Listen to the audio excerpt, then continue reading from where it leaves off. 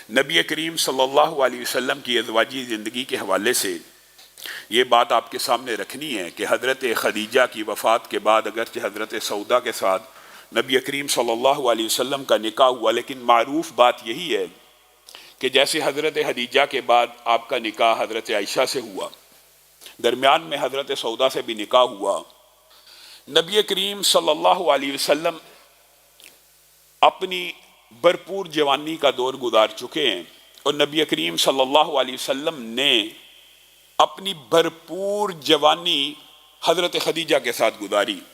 50 برس کی عمر تک حضرت خدیجہ کے ساتھ رہے۔ اس کے بعد اگرچہ حضرت سودا سے نکاح ہوا، اور اس کے بعد مکہ ہی میں نبی کریم صلی اللہ علیہ وسلم کا حضرت عائشہ سے نکاح بھی ہوا، لیکن حضرت عائشہ کی عمر اس وقت 6 برس کے قریب تھی اور ابھی وہ بالغ نہیں تھی، تو نبی کریم صلی اللہ علیہ وسلم کا نکاح تو طے ہو گیا، لیکن حضرت عائشہ کی رخصتی حقیقت میں ہجرت کے بعد ہوئی، جب وہ بالغ ہو گئی اور ان کی عمر اس وقت 9 برس کے قریب تھی۔ یہاں پر ہمارے معاشرے میں اس حوالے سے بہت سی غلط فہمی ہیں۔ ہم یہ سمجھتے ہیں کہ ہمارے ملک کے اندر اگر یہ لا بن جائے، یا یورپ سے ہم نے جو لا درآمد کیے ہیں ان میں سے ایک لا ہم یہ بھی سمجھتے ہیں کہ جب تک بچہ یا بچی 18 سال کی نہ ہو جائے ان کا نکاح نہیں ہونا چاہیے۔ یہ عقل اور منطق کے بھی عجیب و غریب خلاف بات ہے کہ 17 سال اور 300 دن تک جو بچہ نکاح کے قابل نہیں ہے، بچی نکاح کے قابل نہیں ہے، اچانک 18 سال ایک دن میں وہ کون سی انقلابی تبدیلی آ جاتی ہے کہ بچہ اور بچی نکاح کے قابل ہو جاتے ہیں۔ گویا اسلام دین فطرت ہے، اور اسلام کے اندر رخصتی کی جو عمر ہے وہ بلوغت ہے۔ گویا اس کا تعلق صلاحیت سے ہے اور اس کا تعلق استعداد سے ہے۔ اگر ایک بچہ 13، 14، 15 سال کی عمر میں بالغ ہو گیا اور بچی 15 سال کی عمر میں بالغ ہو گئی ہے، 14 سال کی عمر میں بالغ ہو گئی ہے، تو اس کے نکاح کے اوپر شرعی طور کے اوپر کوئی بھی قباحت یا حرج کی بات نہیں ہے۔ اور یہ نکاح صحابہ سے آپ کو پتہ ہے، جب کم عمری کی شادی کا بل اللہ کا شکر ہے وہ بھی پینڈ ہو گیا، اور اسلامی نظریاتی کونسل نے اس کے اوپر بھی ایکشن لیا۔ آپ کے سامنے متعدد صحابہ کے واقعات رکھے تھے، اور مشہور صحابہ کے ایسے ہیں کہ جن میں باپ اور بیٹے کا فرق، عبداللہ بن عمر بن العاص جو ہیں، آپ کو پتہ ہے ان باپ بیٹے کا فرق صرف 11 برس کا ہے، یعنی 11 برس کا باپ تھا، نکاح کیا تو بچہ ہوا تو وہی 11 برس کا فاصلہ ہوا۔ تو گویا یہ تو خالصتاً استعداد کے ساتھ تعلق ہے۔ اور اس حوالے سے خاص طور پہ مغرب نے رسول اللہ صلی اللہ علیہ وسلم کی ذات کے اوپر نکتہ چینی بھی کی ہے۔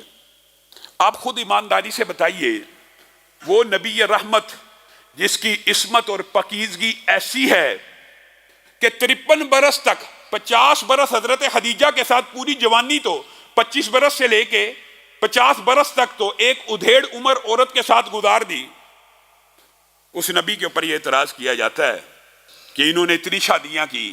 اگر نبی کریم صلی اللہ علیہ وسلم کا مقصد جو وہ بیان کرتے ہیں نعوذ باللہ ہوتا تو آپ جوانی میں وہ شادیاں کر لیتے۔ حضرت عائشہ کے ساتھ نبی کریم صلی اللہ علیہ وسلم کا جو نکاح ہے، یہ بنیادی طور پر نبی کریم صلی اللہ علیہ وسلم کی خواہش پر بھی نہیں، یہ اللہ رب العزت کے حکم پر ہوا۔ یہ نبی کریم صلی اللہ علیہ وسلم کی خواہش پہ نہیں، اللہ کے حکم پہ ہوا۔ واقعہ یہ ہے کہ نبی کریم صلی اللہ علیہ وسلم نے خواب دیکھا، ایک فرشتہ آپ کو ریشم میں ایک چیز دکھلا رہا ہے۔ نبی کریم صلی اللہ علیہ وسلم نے اس ریشم کا کپڑا اٹھایا، آپ دیکھ کے حیران رہ گئے کہ حضرت عائشہ اس ریشم کے ٹکڑے میں لپٹی ہوئی ہیں۔ نبی تھے، خواب کی حقیقت جانتے تھے، ان کو اندازہ ہو گیا کہ اللہ رب العزت مجھے اس عائشہ کے ساتھ نکاح کا حکم دے رہے ہیں۔ اور یہ بات بھی یاد رکھیے، حضرت عائشہ کے ساتھ نکاح کی جو بہت سی حکمتیں ہیں ان میں سے 2 باتیں یہ اہم ہیں، ویسے تو یہ ایک لمبا چوڑا تفصیلی موضوع ہے، ان میں سے 2 حکمتیں انشاءاللہ کبھی موقع ملا تو سیرت سیدہ عائشہ کے اوپر تفصیلی گزارشات کو آپ کے سامنے رکھیں گے، لیکن 2 باتیں آپ نے ذہن میں رکھنی ہیں۔ ایک تو حضرت عائشہ کے ساتھ نکاح کی جو حکمت اور علت تھی وہ یہ تھی کہ نبوت اور خلافت کا تعلق مضبوط کر دیا جائے، نبوت اور خلافت کا تعلق مضبوط کر دیا جائے۔ اور دوسری علت یہ تھی کہ نبی کریم صلی اللہ علیہ وسلم کے گھریلو معاملات اور امت کے لیے نبی کریم صلی اللہ علیہ وسلم کی جو پوری کی پوری زندگی نمونہ ہے، اس کو بیان کس نے کرنا تھا؟ وہ گھر کے شب و روز وہ رات کی تاریکی، وہ رات کی تنہائی، وہ نبی کریم صلی اللہ علیہ وسلم کا زارو کتار رونا، وہ گڑ گڑانا، وہ نبی کریم کا اٹھنا بیٹھنا راتوں کو، دن میں، گھروں کے اندر، اللہ رب العزت نے اس دین کو محفوظ اور مکمل کرنے کے لیے اور نبی کریم کی ذات کو آپ کے اور میرے لیے مکمل نمونہ بنانے کے لیے امی عائشہ کے ساتھ نبی کریم کا نکاح کر دیا کہ جوان ہیں، نبی کریم صلی اللہ علیہ وسلم کے ساتھ جتنا عرصہ رہیں گی نبی کریم کی ایک ایک بات کو نوٹ کریں گی. پھر اللہ رب العزت کی حکمت دیکھیے، حضرت عائشہ واحد ہیں جنہوں نے نبی کریم صلی اللہ علیہ وسلم کے دیگر ازواج نے بھی بہت سی احادیث بیان کی ہیں، لیکن یہ واحد ہیں جن سے 2210 روایات موجود ہیں اور نبی کریم کے بعد 50 برس تک تقریباً نصف صدی زندہ رہی. گویا اللہ رب العزت نے نبی کریم صلی اللہ علیہ وسلم کی زندگی کا کوئی گوشہ، کوئی تنہائی بھی امت تک جو پہنچانا مقصود تھی وہ رہنے نہیں دی. اور یہی دو بڑی وجوہات ہیں اس نکاح کی.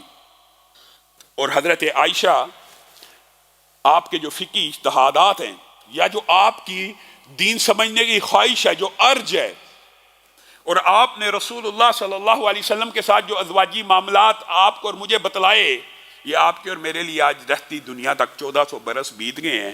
ہم نبی کی سیرت کے وہ قصے بیان کرتے ہیں. نبی کریم صلی اللہ علیہ وسلم سے صحابہ نے پوچھ لیا آپ کو دنیا میں سب سے زیادہ محبوب کون ہے؟ تو نبی کریم صلی اللہ علیہ وسلم نے کہہ دیا عائشہ. صحابہ نے کہا نہیں ہم تو مردوں میں سے پوچھ رہے ہیں. تو نبی کریم صلی اللہ علیہ وسلم نے یہ نہیں کہا میرے یار غار، میری تنہائیوں کا ساتھی، وہ جو میرا خلیل ہے، یہ بھی نہیں کہا. وہ جس کے احسانات کا میں بدلہ نہ اتار سکا، یہ بھی نہیں کہا. ثانی اثنین بھی نہیں کہا، بلکہ کیا کہا؟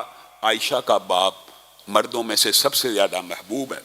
گویا ازواجی زندگی کے اندر جو محبت اور انس نبی کریم صلی اللہ علیہ وسلم نے امی عائشہ کے ساتھ کیا، امی عائشہ نے اس کو بھی بیان کیا اور امت کے لیے ایک رہنما اصول بھی بتلا دیا کہ ازواج کے ساتھ، بیویوں کے ساتھ آپ کا اور میرا معاملہ کیا ہونا چاہیے. ہمارا معاملہ بڑا تلخ اور کرخت ہے. بعض عورتیں جب شکایت کرتی ہیں دل دکھتا ہے.